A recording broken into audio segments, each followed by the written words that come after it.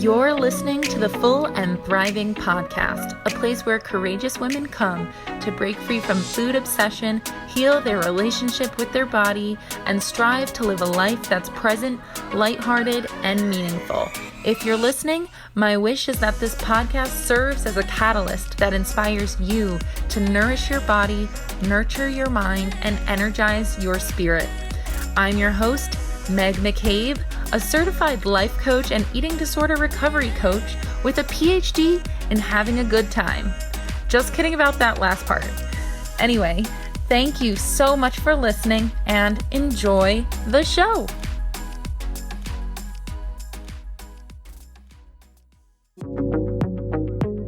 Hey, Full and Thriving fam. I wanted to let you in on something super exciting. As you know, we open the doors to the Recovery Collective only 3 times a year, and the next round is coming up for a limited time between January 19th and February 1st. This is honestly the best time for you to join the Recovery Collective because when you join, you will also get access to every single recorded session for all of 2023, completely for free. So, if you purchase your membership sometime between January 19th and February 1st, you will be able to access the upcoming 2024 sessions live and watch all the replays from 2023. I cannot think of a better deal than that. So please be sure to mark your calendars and go to recoverycollective.mykajabi.com to get on the wait list so you can be the first to know when doors open on the 19th. Curious to know what it's like inside? Here's what our current members are saying.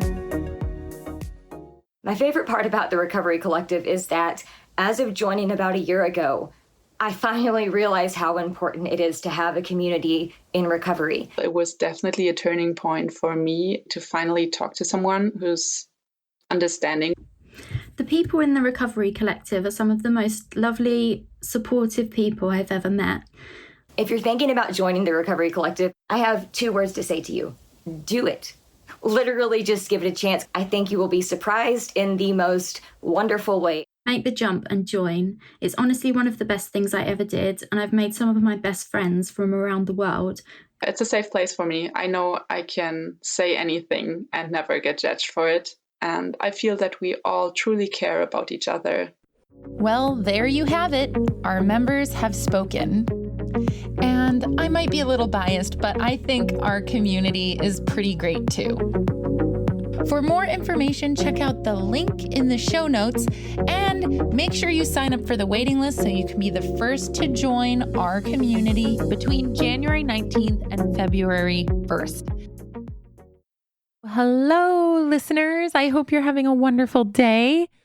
As I am recording this, we're actually celebrating a lot. First of all, today is my 33rd birthday, which is wild. I'm starting to feel old.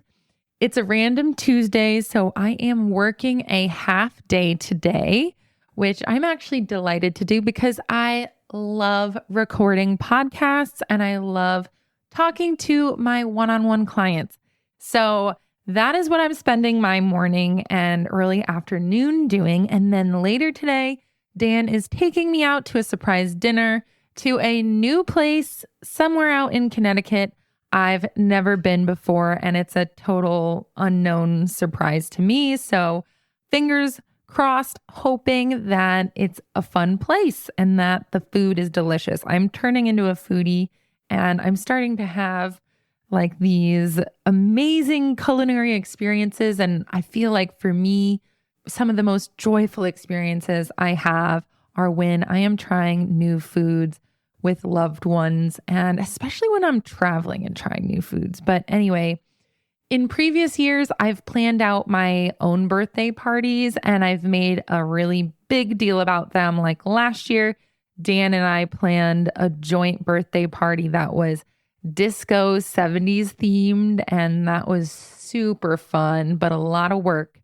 So this year I'm taking it easy. This is actually a season in my life in which I am being celebrated a lot. I had my bridal shower in December. I have my bachelorette party in February, which is going to be a chill spa weekend. And then my wedding is actually coming up on March 8th, which is International Women's Day. So yeah, with everything going on, I've decided to lay low. Another thing that I've been celebrating this week is that the Recovery Collective, which is my online recovery community, turns 3 years old.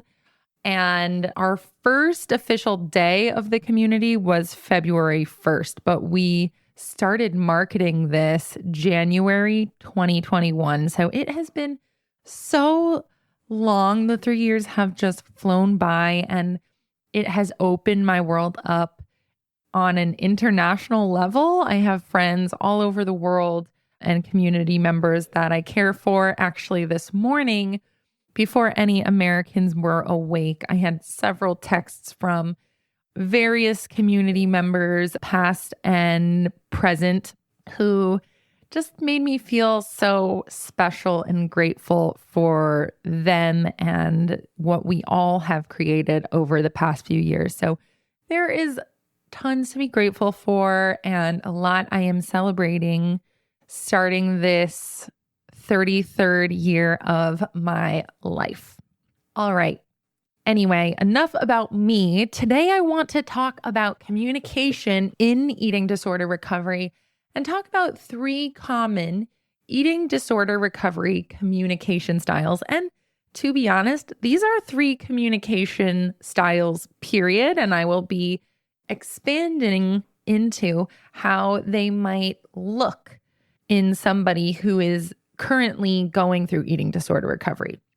So I have a brand new quiz I'd like to share with all of you. So if you just can't wait till the end, go check out the show notes now. I have a quiz that outlines the 3 common types of communication styles for folks with an eating disorder. And the quiz is called, "What is your eating disorder recovery communication style?" And today in this episode, I'll be going into detail on all 3 types, although there are several other types. These are the 3 most common types. So please take a few minutes to use the link in the show notes to go take that free quiz. I know I'm always really curious about myself, and I'm sure all of you are curious too. I think communication in recovery is one of the most important factors, if not the most important factor for healing. So if you haven't already, I want you to also check out last week's episode featuring the great Dr. Anita Johnston. And that episode is titled Healing Through Communication and Authentic Expression. And that episode really sets the groundwork for this concept of communication styles that I will be explaining on with more detail today. So definitely go check that out if you haven't already. And I wanted to remind you that me and Dr. Johnston will be hosting a free webinar for all podcast listeners and beyond on January 18th at 5 p.m. to share more about this topic on healing through communication. And we will teach you some of our tricks on how this can help you heal your own eating disorder. So please sign up for this free event using the link in the show notes. If you are a fan of Dr. Johnston's or this podcast, I promise you, you are going to love it. And we have some exciting announcements to share at the end of that free webinar. So if you attend live, you will be the first to know about our upcoming collaboration. Anyway, back to the importance of communication and how it all applies to eating disorder recovery. For someone who has recovered from an eating disorder, and as someone who works in the field, I know firsthand that it is incredibly clear that eating disorders are often used as tools for us to communicate something on some level. So as someone who might be experience an eating disorder, I want you to think about and ask yourself, what is my eating disorder trying to communicate to the world? What am I trying to express? Or what is my eating disorder trying to do to help me, right? We often talk about our functions of the eating disorder or how it might serve us on some unconscious level. For some, they might turn to their eating disorder to help them communicate to the world that they are in some form of distress. I've seen the eating disorder be a client's tool to communicate with their parents who don't really believe in mental illness, that they are indeed mentally ill and struggling. I've seen eating disorders be a way for people to communicate that they need care, love, and affection from their busy or distracted or narcissistic parents. I've seen it be used as a tool to express their emotions or cope for really difficult emotions that weren't allowed in a household. And these are just some examples. At the end of the day, many of our eating disorders are trying to express something we're afraid to express or feel. And this can be deeply, deeply subconscious. You might not be intentionally using your eating disorder to do any of these things. I know nobody intentionally takes on a eating disorder as a form of communication. It just ends up happening because most people are doing the best they can with the tools and the resources that are usually quite limited that they have. So sometimes the eating disorder can be a signal that communicates to us that something is wrong as well. So we're using our eating disorder to communicate something, and other times it's communicating something with us. For instance, if you have an increased number of urges during a period of time, say increased urges to use a behavior, perhaps the eating disorder is expressing increased anxiety or depression, or maybe it's trying to flag to you that something is wrong or something is off. What I'm saying here is that the eating disorder is used as a communicator. So one thing that many folks in eating disorder recovery have in common is difficulty with communication in some way. Communication is so broad.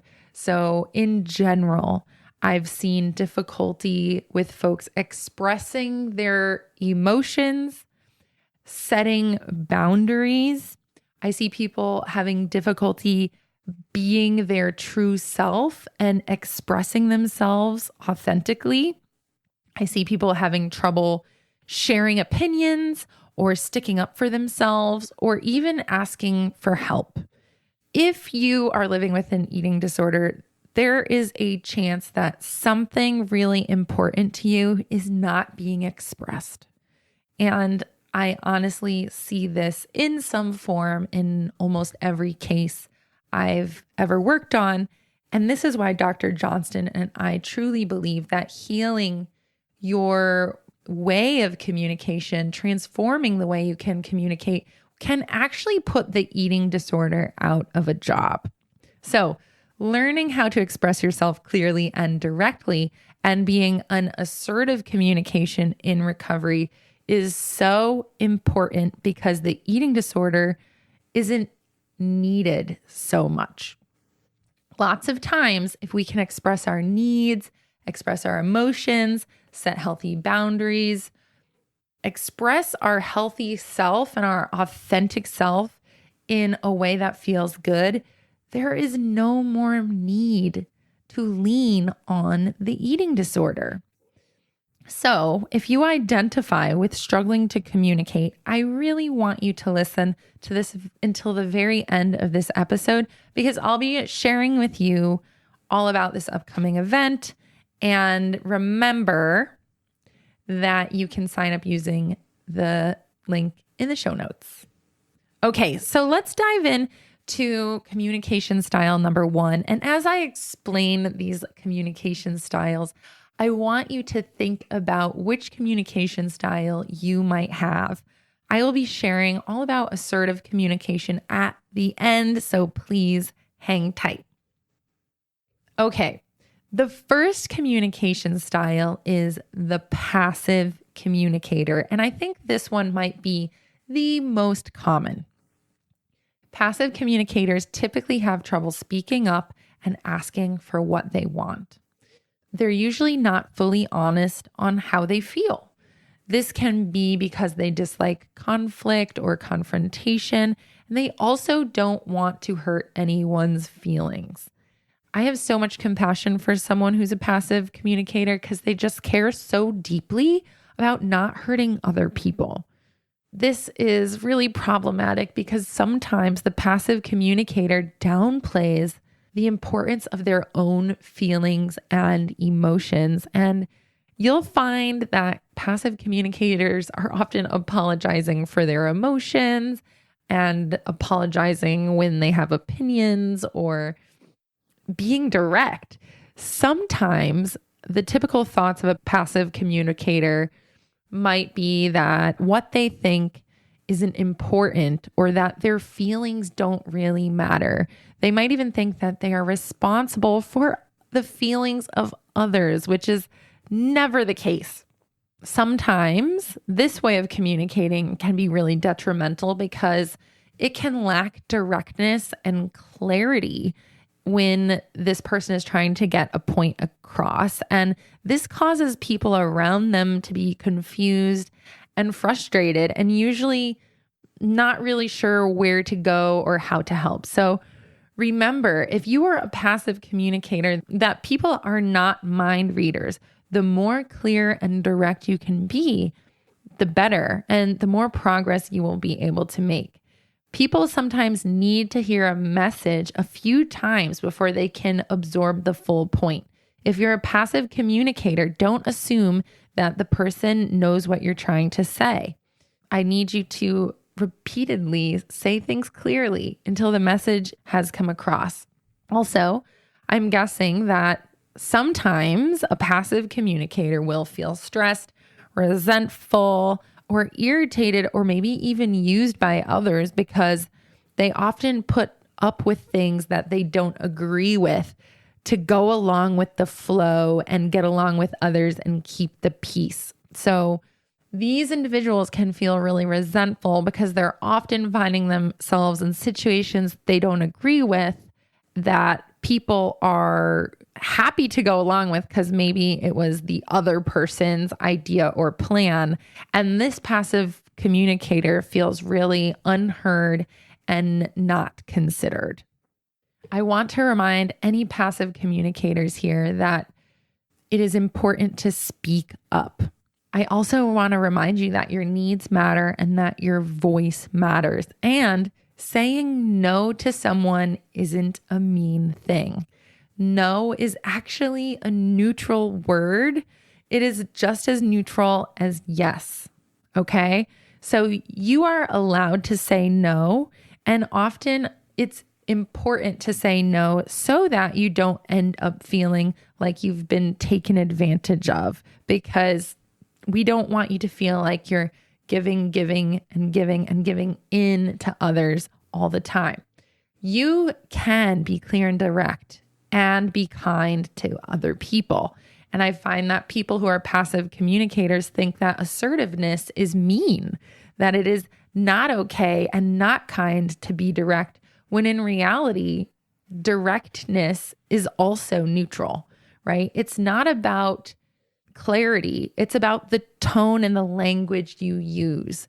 And so you can get your point across in a very respectful way and in an assertive way, which is why Anita and I have designed this free webinar for you on the 18th. Anyway, when it comes to eating disorder recovery, the passive communicators tend to do a few things. I have a few examples here. So one example is that a passive communicator might not in agreement with their treatment plan during therapy or discussing plans with their coach in a session, or maybe with friends and family, even though they have doubts, reservations, and concerns. So they will agree to things they don't really feel comfortable with because they don't want to express their reservations or concerns. Another example might be when a person is dissatisfied with certain aspects of their recovery, like maybe how the therapy sessions are going or what their coach is doing, but they don't voice that dissatisfaction because they don't want to upset their support system. Another example of this might be when it's time to have a meal or snack and it's part of your plan to eat, but you're with a group of people and you don't want to express that need. So you just kind of suffer silently to not draw attention to your needs, right? So a passive communicator isn't going to speak up and say, hey guys, I need to get a snack right now or have a snack. They're just going to suffer silently and let the eating disorder take over because they want to keep the peace. So passive communication is just a sign that there is fear of maybe conflict or confrontation, or a part of you really wants to make others feel better. And I just want to remind you that your needs are important and it is okay and important to express those needs. All right. The next type of communicator is an aggressive communicator. And the word aggressive is a little intense and it is a little scary, but if you identify as an aggressive communicator, that's okay. You are in a similar spot to the passive communicator in which we want you to learn about assertive communication so that you can heal. Even though aggressive communicators can be harsh or maybe disrespectful, I have a lot of compassion for aggressive communicators as well, because I know that deep down, these individuals are using their aggression to cover up for a deeper emotion in their existence, such as betrayal, shame, or hopelessness. And this can end up looking like saying what you think with zero regard for the person's feelings, right? So you're just going to say whatever you want without considering the other person. And sometimes this can sound like blaming, accusations, name calling, or even put downs. And an aggressive communicator might minimize another person's feelings. So it could sound like someone telling you, hey, there's no reason you should feel that way, or you shouldn't feel that way, or I can't believe you think that, right? So it's a little aggressive, it's minimizing, and then they might toss around name calling, which in my opinion is a huge no. So they might say something like, oh, you're so stupid, or you're so lazy, or this whole recovery thing is ridiculous, or that treatment plan is idiotic. It's just really aggressive with the language. And if you're curious about like what kind of beliefs this individual might hold, it's common that they feel like they need to win something or prove something at all costs. Or this individual might feel as though hurting someone else through verbal aggression will help that person understand how much they are suffering. So instead of being direct about what is causing them emotional pain, they're just going to turn around and give that emotional pain right back to someone else. There's also usually an I'm right, you're wrong mentality and this need to be tough. Again, none of this applies to everyone. Only part of this might apply to you. Maybe a few of these communication styles apply to you. They're common to be a mix as well. But at the end of the day, the aggressive communicator tries to meet their needs at all costs at the expense of others, leaving others feeling hurt, resentful, disrespected, or even humiliated. So in eating disorder recovery, this might look like berating your nutritionist for a suggestion or a dietary change that they make, and expressing strong disagreement without considering that professional's expertise. It could also look like using confrontational language when expressing frustration with the pace of your recovery, or creating tension among your treatment team because of the aggressive language you are using. It could also look at lashing out when loved ones express concern, right? Or defensiveness. That's another big one for aggressive communicators, is perhaps your coach shares an observation. The aggressive communicator might feel immediately offended and get defensive or even attacking towards that individual. So the trouble with an aggressive communicator is that it ends up being challenging to keep a team together or to collaborate with a team. And this can be really hard. It can also hinder the development of a supportive and understanding environment. If you identify as an aggressive communicator, first of all, I want to let you know that change is possible. You are not a bad person. Perhaps you haven't learned the appropriate ways to communicate effectively. I know deep down that most aggressive communicators don't actually want to hurt other people. The problem is that they do not have the skills to properly express how they're feeling and can lash out when in reality, it is very possible to express how you are feeling and maintain respect for other people. So if you consider yourself an aggressive communicator, I just want to remind you that assertive communication is possible. And again, you're always welcome to learn from myself and Dr. Johnston during our upcoming event.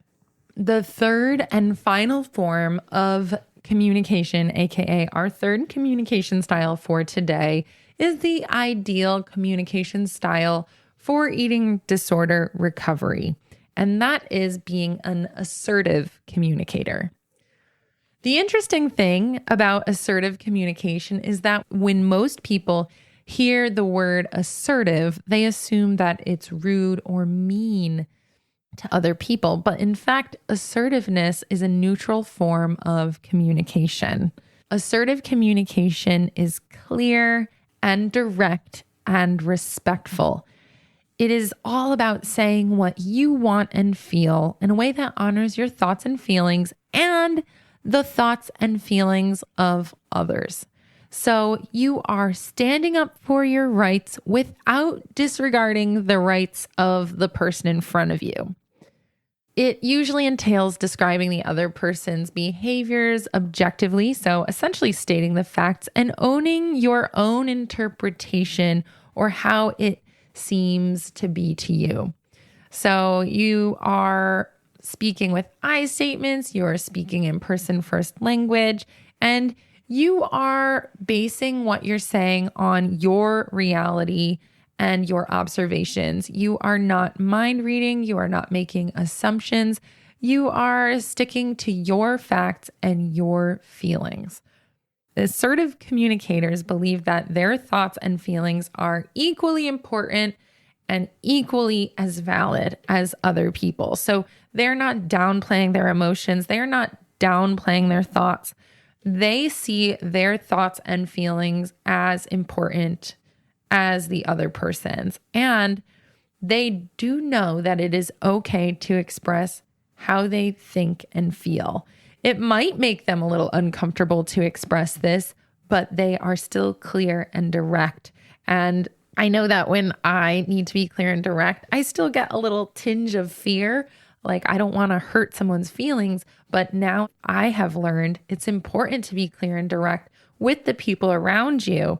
And it's not on you to caretake that person's feelings. Okay. So if you're stating something neutral, the other person might interpret it one way or the other. But the important thing is that you are being clear and direct and assertive. So people who are assertive communicators take full responsibility for their thoughts and feelings, and they know deep down that other people cannot mind read. They're warm yet firm, and they have good eye contact. They're relaxed, confident, and their posture looks that way. The thing I love about assertive communicators is that they're direct, calm, and clear.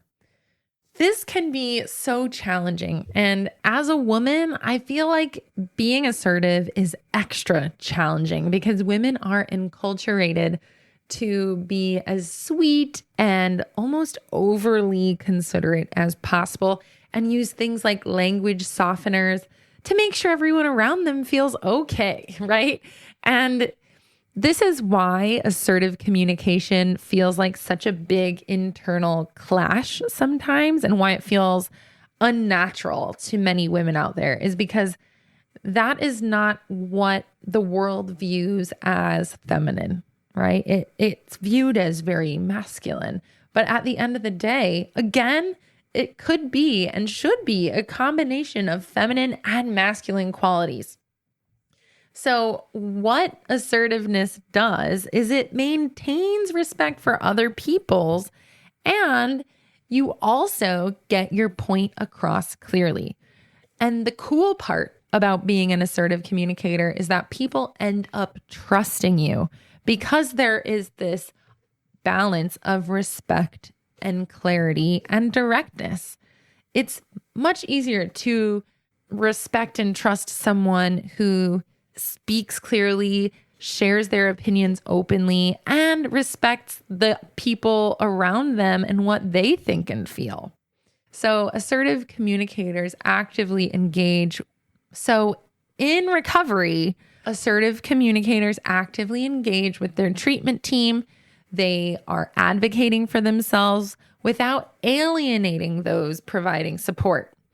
This communication style fosters a collaborative and understanding environment conducive to a successful recovery journey. And some examples of this are, example 1, an assertive communicator will openly discuss concerns about their treatment plan with their therapist or their coach or their dietitian and provide constructive feedback to them. And if it's not working, they will seek alternatives. They will also help with problem solving in a very respectful and kind way. They will also express their dietary preferences and their needs while planning meals or challenges. They will express their fears. They will express their emotions. They will understand the importance of collaboration with healthcare professionals and the need for a tailored approach. When facing a challenging situation, assertive communications also express their needs to their loved ones and are direct when asking for help. They don't passively beat around the bush or hope that someone is catching their drift or taking their hints. They just ask for help directly. One main difference I see between aggressive communicators and assertive communicators and passive communicators is that the aggressive communicators and the passive communicators are afraid to be vulnerable. They're afraid to show up authentically, and they're afraid to share their true emotions and feelings out of some sort of fear. So there is a wall up. Even the aggressive communicators cannot be vulnerable. I find assertive communicators lead with vulnerability. They calmly express their needs and their opinions and their emotions and put it on the table in a respectful, kind, direct way. And then they allow those around them to meet them there, right? So if you are assertive, it helps people around you to meet you with clear, considerate communication. Vulnerability is really at the key here because I find assertive communicators own their thoughts, feelings, and emotions and can fully express that. And the reason why it can be so transformative and healing to be an assertive communicator is that you are expressing your thoughts and emotions instead of bottling them up, right? Instead of keeping them suppressed. Because when you keep your emotions and your thoughts deep down inside, that's when we turn to the eating disorder to try to solve the problem, right? And that's when we use the eating disorder to communicate our troubles to the world.